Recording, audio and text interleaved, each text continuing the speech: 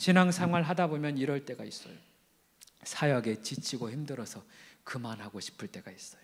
열심히 봉사하고 열심히 기도했지만 변하는 게 없어서 이제 그만 기도하고 싶을 때가 있어요. 스스로 그래서 방학을 줍니다. 목사님이 준 게 아니에요. 하나님이 준 게 아니에요. 내가 결정해요.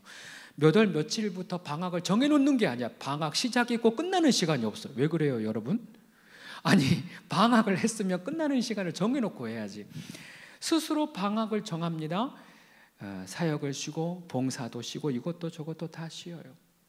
의지적으로 하나님과 분리되는 거예요. 그러면 쉼이 옵니까? 내 영이 진짜 쉬어집니까? 그렇지 않아요. 내 영이 그때서부터 점점 바닥을 치는 거예요. 여기가 바닥인가 싶으면 더 바닥이 있어. 여기가 바닥인가 싶으면 더 바닥이 있어. 정말 중요하고 위험한 건 뭔지 알아요? 요나가 점점 내려갔다 성경은 기록하고 있는데 요나는 못 느껴요. 풍랑이 와도 잠들어 버려요. 그게 위험한 거예요. 요나 그는 선지자이기에 앞서서 오늘 우리를 사는, 지금의 시대를 사는 우리 성도들, 그리스도인들에 대한 표상이 됩니다. 하나님이 가라 하신 니느웨로 가지 않고 그가 원했던 성공의 땅 다시스로 향했습니다. 하나님의 말씀보다 나의 의지, 나의 감정, 나의 욕구가 먼저였던 사람입니다. 그러한 요나를 보면서 손가락질해요.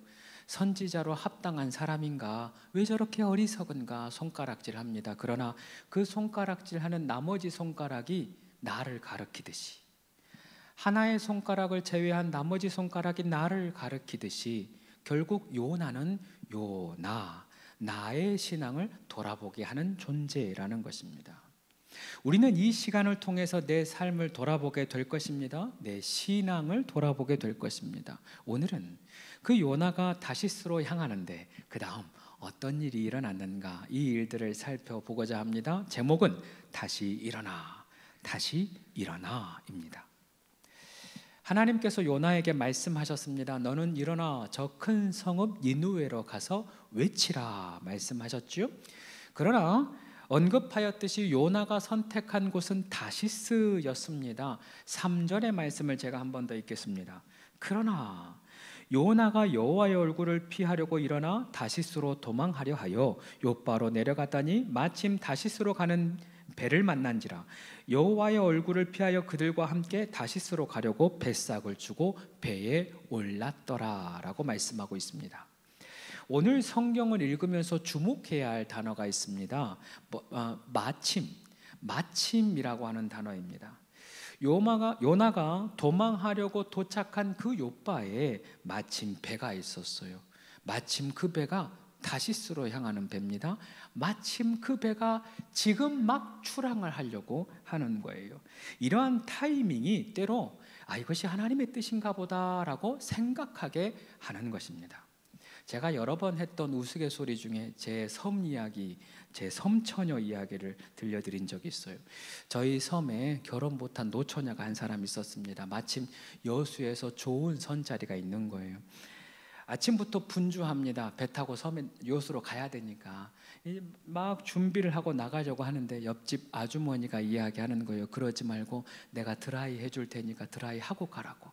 시간이 조금 남아서 막 드라이를 하는 거예요. 한참 드라이를 하는데 배고동 소리가 뽕 하고 들립니다.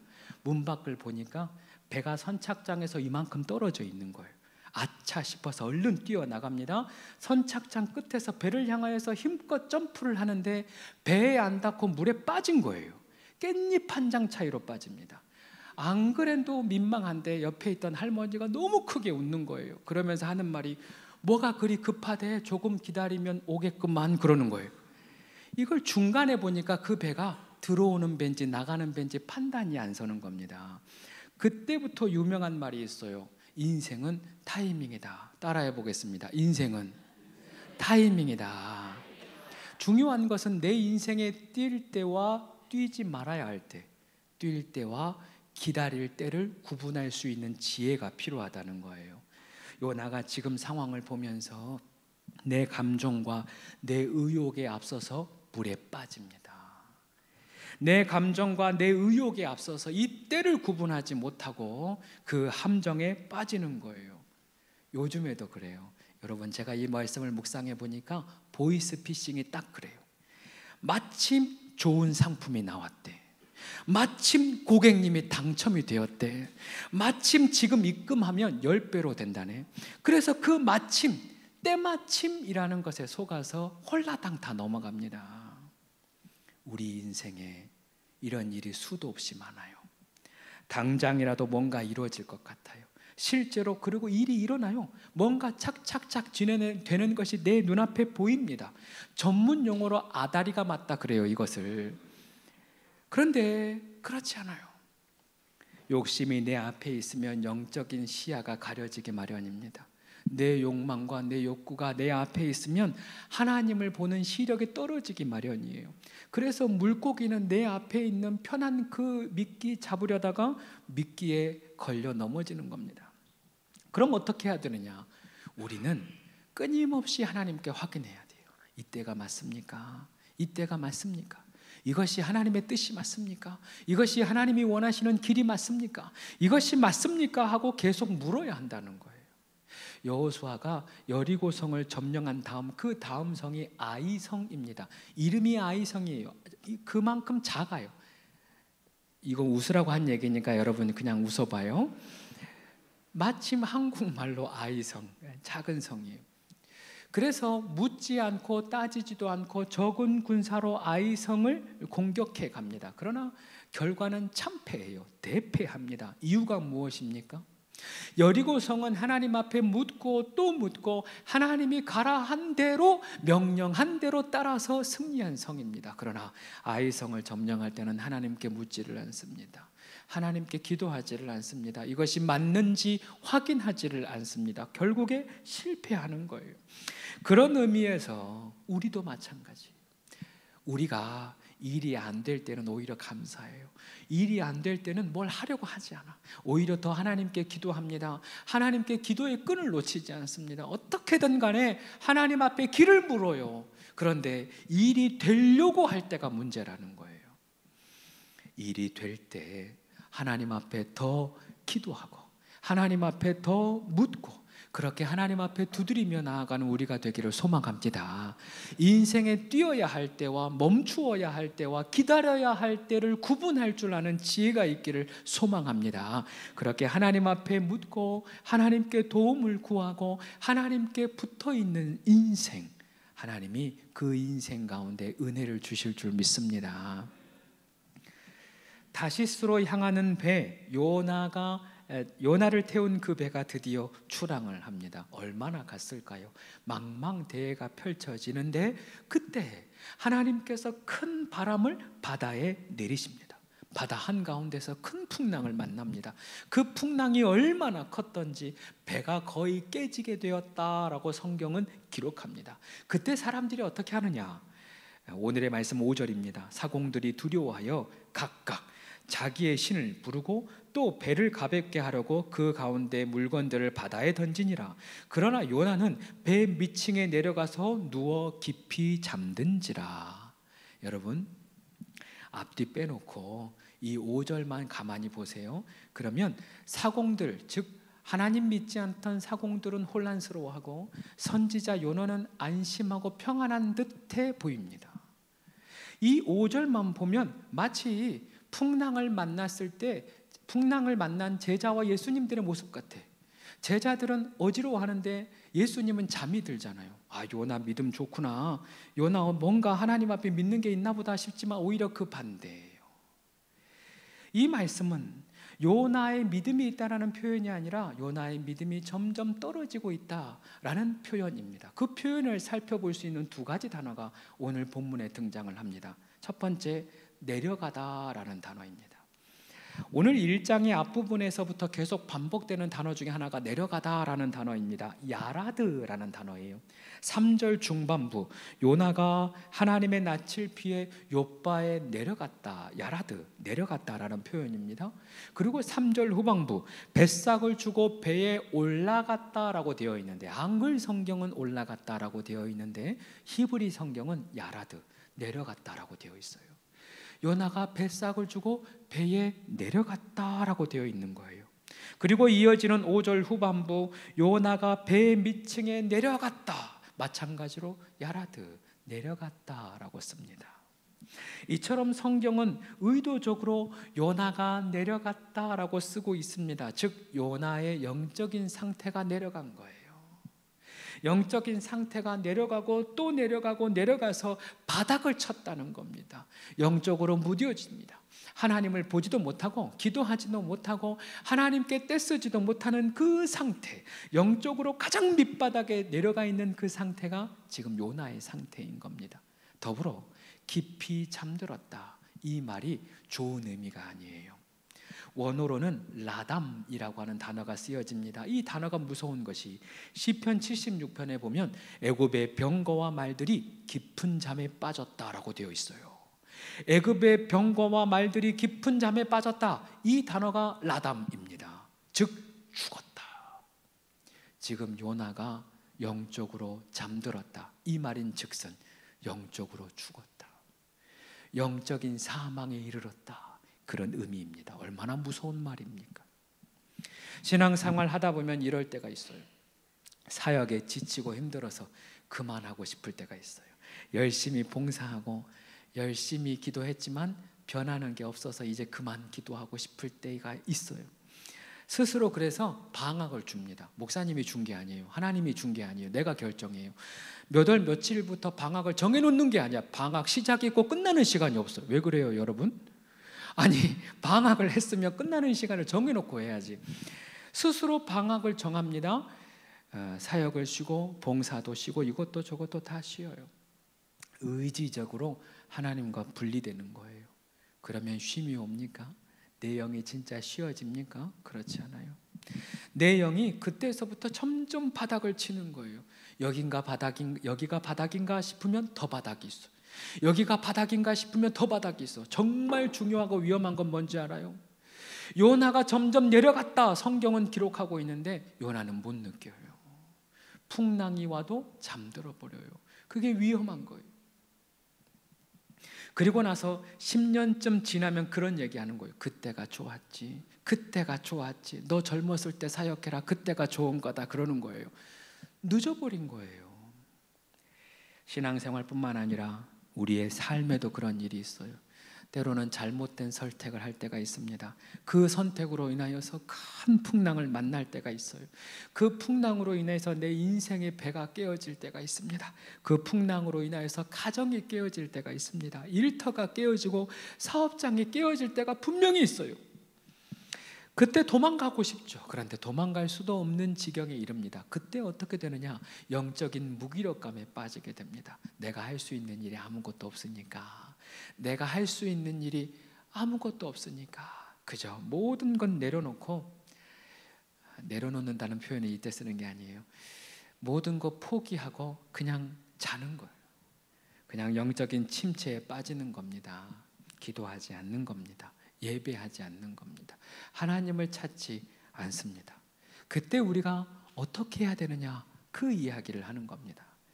참 아이러니하게도 이 답을 오늘 선장이 해요. 선장이 이렇게 이야기합니다. 6절 말씀 다 함께 읽어봅시다. 시작. 선장이 그에게 가서 이르되 자는 자여 어찌함이냐, 일어나서 내 하나님께 구하라. 혹시 하나님이 우리를 생각하사 망하지 아니하게 하시리라 하니라. 아멘. 제가 이 말씀을 보는데 불현듯 제 아내가 출산할 때가 생각나더라고. 제 둘째, 제가 낳는 게 아니고 제 아내가 둘째를 낳는데 고생 참 많이 했어요. 아내가 진통이 와서 먼저 병원에 갔고 저는 사역을 하다가 도중에 도착을 했어요. 얼마나 피곤하겠어요, 제가. 그래서 아내가 배가 아파서 힘든데 제가 피곤해서 그 옆에서 잤어요. 간호사가 저를 째려보았다고 하더라고요. 제가 어떤 일이 일어난지는 저는 모르는데 지나간 말을 들어보니 그래요. 간호사가 저를 째려보고 한심하게 보았대요. 그때 간호사가 뭐라 했을까? 아마 이렇게 얘기했을 것 같아요. 자는 자여 어찌함이냐, 자는 자여 어찌함이냐, 그랬을 것 같은 거예요. 여기 일어나라 라는 말이 중요합니다. 일어나라.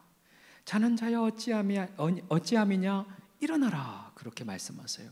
이 일어나라라고 하는 단어가 쿰이라고 하는 단어입니다. 쿰, 일어나라, 깨라 그러는 거예요. 예수님이 죽은 소녀를 살리실 때 소녀여 일어나라 라고 하면서 달리다굼 이렇게 하잖아요. 여기서 달리다굼이라고 하는 굼자가 쿰이라고 하는 단어입니다. 소녀여 일어나라, 다시 말하면 쿰, 살아나라 그런 의미죠. 지금 하나님께서 요나에게 말씀하시는 겁니다. 잠들어 있는 요나에게 깨어나라, 일어나라 말씀하시는 겁니다. 영적인 죽음에 머물러 있는 요나에게 이제 살아나라, 살아나라 말씀하시는 것이죠. 더불어 구하라, 구하라 말씀합니다. 이 구하라라고 하는 단어, 우리에게 익숙한 카라라고 하는 단어입니다. 카라, 부르짖으라, 외치라 그런 뜻입니다. 힘이 없어도 안 될 것 같아도 지치고 힘들어도 하나님께 구해라, 하나님을 향해 외치라, 기도하라, 간구하라 라고 말씀하시는 것입니다. 그렇습니다.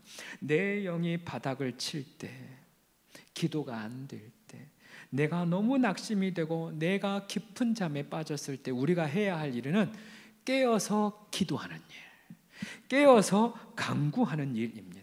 영적인 무기력에 빠져 있을 때, 영적인 우울감이 내 심령에 다가올 때, 그럼에도 불구하고 우리는 카라, 일어나 기도해야 한다는 것입니다. 깨어 구해야 한다는 것이에요.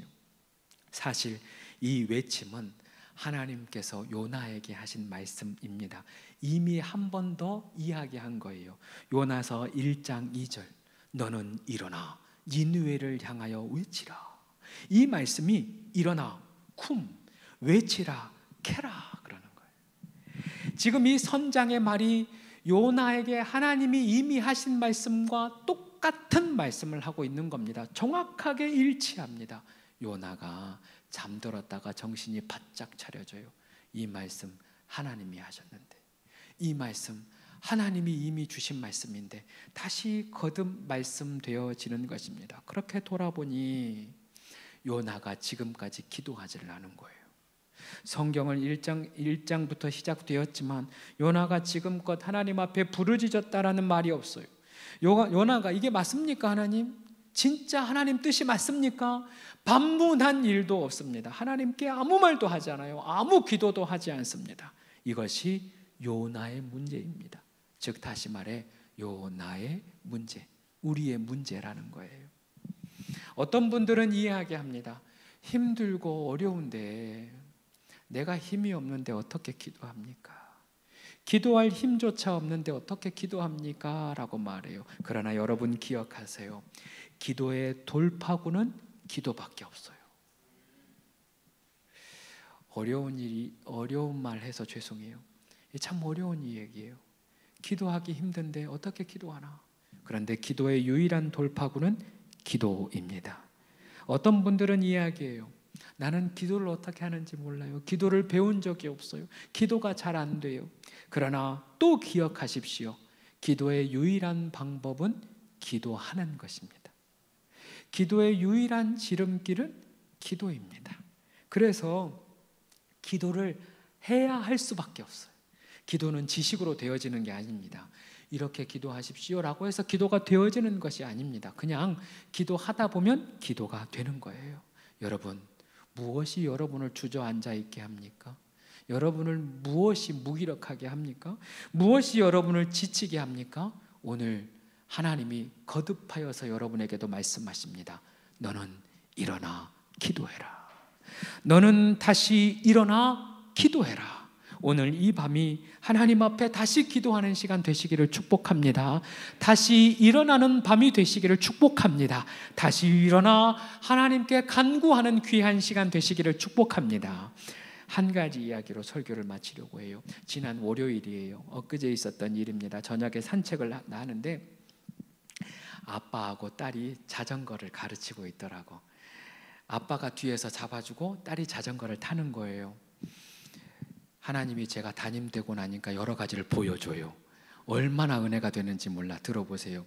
여러분, 자전거를 가르칠 때 자전거의 원리를 가르치지 않아요. 예를 들어서 체인의 원리, 가속도의 원리, 어찌하여 이 자전거가 넘어지지 않는가, 그 원리를 가르치지 않아요. 그저 아이에게 이 아빠가 계속 소리치는 거예요. 페달을 밟아, 브레이크 밟지 마, 앞만 봐. 이 세 가지를 계속 반복해요. 페달을 밟아라, 멈추지 마라, 계속 가라, 앞만 봐라. 이 이야기를 계속 하는 거예요. 그리고 이만큼 갔잖아요. 그럼 뒤로 돌아. 그리고 다시 하는 거예요. 페달을 밟아라, 앞만 봐라, 브레이크 밟지 마라. 페달을 밟아라, 앞만 봐라, 브레이크 밟지 마라. 이 이야기가 오늘 요나와 우리에게 하는 이야기로 저에게는 들리는 거예요. 요나에게 똑같은 말 하는 거 아닙니까? 다시 일어나라. 왜 기도를 멈췄냐? 기도해라. 멈추지 마라. 다른 곳 가려고 하지 마라. 멈추지 말고 다시 기도해라. 앞만 봐라. 하나님이 저에게도 동일한 말씀을 주셨습니다. 사실 제가 개척 시작하면서 발표할 때 이 동일한 이야기를 다른 말씀을 통해서 제가 들었어요. 뒤돌아보지 말고 앞만 보고 가라. 멈추지 말고 앞만 보고 가라. 개척할 그 당시에 똑같은 말씀을 주셨는데 요나서 말씀을 보면서 오늘 하나님이 또 저에게 하시는 말씀이에요. 뒤돌아보지 마라. 멈추려고 하지 말라. 앞만 보고 계속 가라. 앞만 보고 기도를 계속해라. 우리 주님이 저에게 말씀하셨습니다. 여러분도 마찬가지입니다. 신앙생활 하려다가 멈춰질 때가 있어요. 여러분 멈추지 마세요. 나이와 상관이 없어요. 멈추지 말고 계속해서 기도하시기 바랍니다. 멈추지 말고 주님 말씀만 바라보고 나아가시길 바랍니다. 두리번거리면 안 돼요. 옆을 보면 안 돼요. 그러면 넘어지게 되어 있어요. 앞만 보고 멈추지 말고 계속하면 하나님의 역사가 이루어집니다. 안 되던 기도가 이루어집니다. 하나님의 말씀이 이루어지는 것을 보게 될 것입니다. 인생을 살다가 실수로 큰 구덩이에 빠질 때가 있어요. 아까 이야기했던 서두에 이야기했던 그 여인처럼 물에 빠지는 경우가 있습니다. 요나처럼 풍랑을 만날 때가 있습니다. 내 실수로 잘못된 판단으로 그렇게 될 수 있어요. 그러나 그때서부터 중요한 거예요. 다시 일어나 멈추지 말고 하나님 말씀 붙들고 기도하시기 바랍니다. 다시 일어나 멈추지 말고 다시 기도를 시작하시기를 바랍니다. 하나님의 역사는 계속됩니다. 우리가 멈추지만 않으면 하나님의 역사는 반드시 일어날 것입니다. 기도합시다.